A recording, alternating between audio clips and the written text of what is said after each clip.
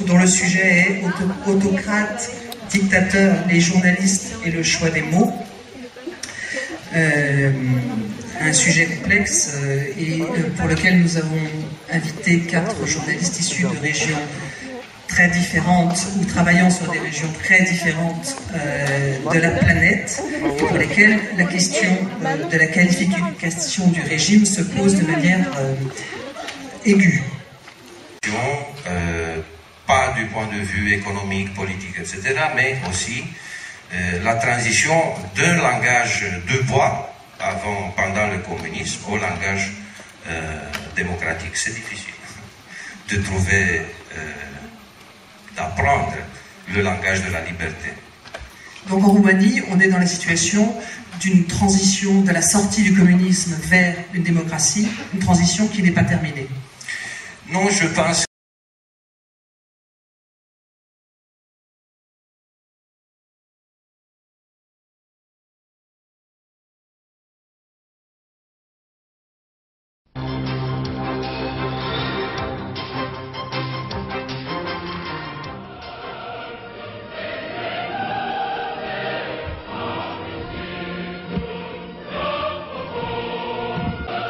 Madame, Monsieur, bonjour. Vous venez d'entendre le chant du drapeau. C'est un chant qu'on n'avait plus entendu en Roumanie depuis 24 ans, depuis que Nicolae Ceausescu avait pris en 1965 le pouvoir. Alors ce journal spécial, cette édition spéciale, parce que c'est fini, parce que Nicolae Ceausescu n'est plus à l'heure qu'il est le dictateur roumain. Dans une formidable accélération de l'histoire, il a été renversé ce matin. Non, je pense que ce n'est pas terminé. Cet été, nous avons eu un épisode très dur du point de vue politique. Parce que, vous voyez, pendant les premiers mois après la chute de Ceausescu, le premier signe de la liberté, un des plus forts signes de la liberté a été la presse. Parlant du dictateur et du régime communiste, par exemple, pendant les premiers mois, on écrivait sur les journaux le nom de Ceausescu avec la minuscule. Pourquoi? Parce que c'était une forme d'exprimer, je ne sais pas, le mépris, la distance envers la dictature. Et qui osait d'écrire correctement du point de vue grammatical, non? Le nom avec la majuscule était suspect. Mais pourquoi tu écris comme ça? Tu dois montrer ton mépris envers le dictateur. Ou on a forgé une expression figée, on a remplacé le langage de bois communiste avec un langage de bois anticommuniste. Quand on parlait à la télé du dictateur, on ne pouvait pas dire tout simplement le dictateur Nicolae Ceausescu, simplement énoncer son nom. On devait dire, c'était une espèce de political correctness à l'envers, on devait dire l'odieux dictateur et sa sinistre femme. On devait réciter cette formule pour montrer que oui, nous maintenant, nous sommes démocrates, anticommunistes, etc., etc. Par le simple fait de la pression voilà. Générale. Voilà, voilà. Parce que c'était plutôt un état d'âme, enfin, très avec beaucoup d'émotions, avec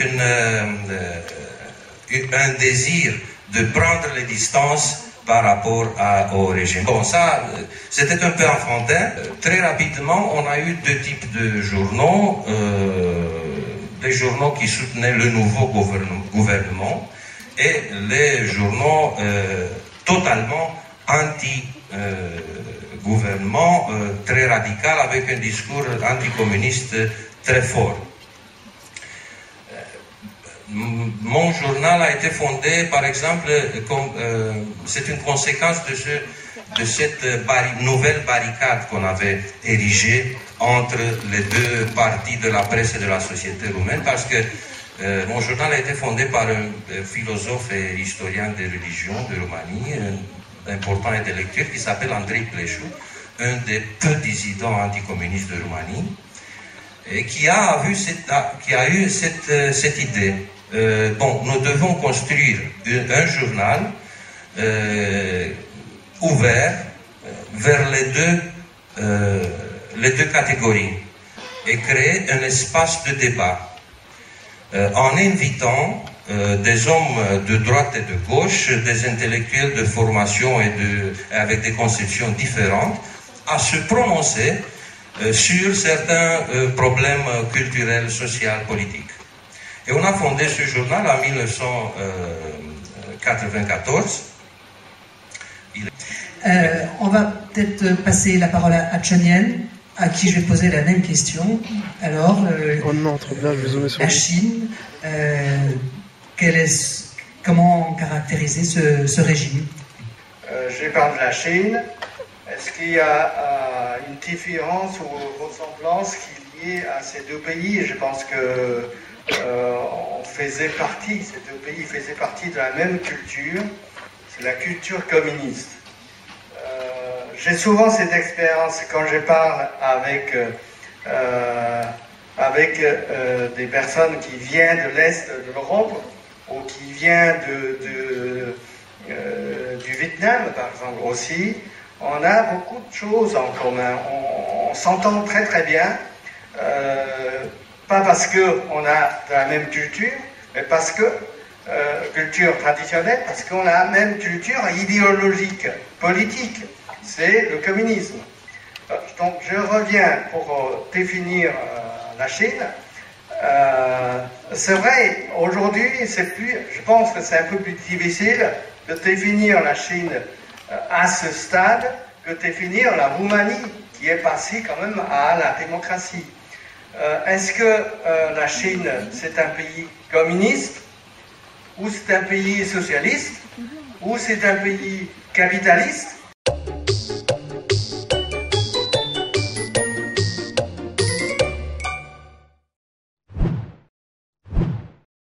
C'est un terme typiquement chinois qui a essayé de concilier l'héritage de l'époque de Mao, donc un régime politique communiste, et la présence importante de l'État dans l'économie, qui a essayé de concilier ça avec l'économie de marché, l'économie capitaliste, donc incitation à l'initiative privée.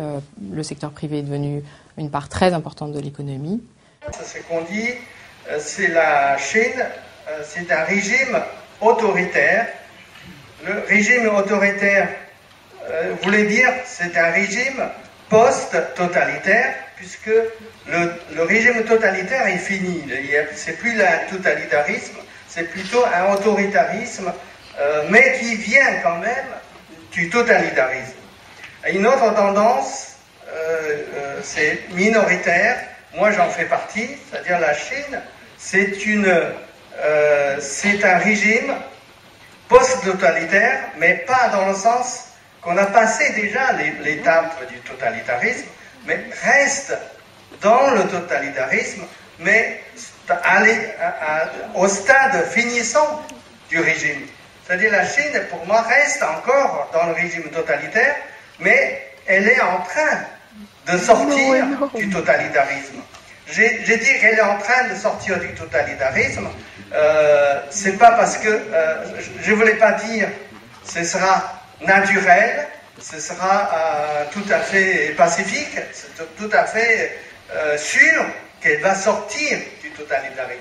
Ce n'est pas sûr. Est-ce que toutes ces personnes s'entendent sur la définition du totalitarisme? Le totalitarisme, pour faire simple, c'est le triple monopole politique, monopole idéologique, monopole économique. C'est-à-dire tout est monopolisé par l'État. Et l'État est contrôlé par un parti. Donc ce que vous décrivez, c'est un totalitarisme remis en question par au moins une diversification du point de vue économique et du point de vue de l'idéologie, mais qui vit encore, dont on ne sait pas encore l'issue. Pour moi, depuis 30 ans, la Chine est lancée dans une réforme économique, et même plus que économique, parce que politiquement ça a changé. Pour moi, le plus grand progrès que la Chine a effectué depuis 30 ans, c'est pas le succès économique. C'est pas la Chine parce qu'elle était pauvre, maintenant elle était riche. Mais le plus grand progrès, c'est la société. C'est l'apparition de la société, parce que la société était écrasée.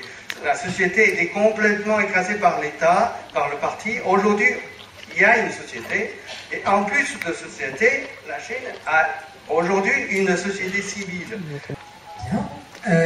François-Xavier, le Venezuela, comment vous décririez actuellement le régime dont le président vient d'être réélu?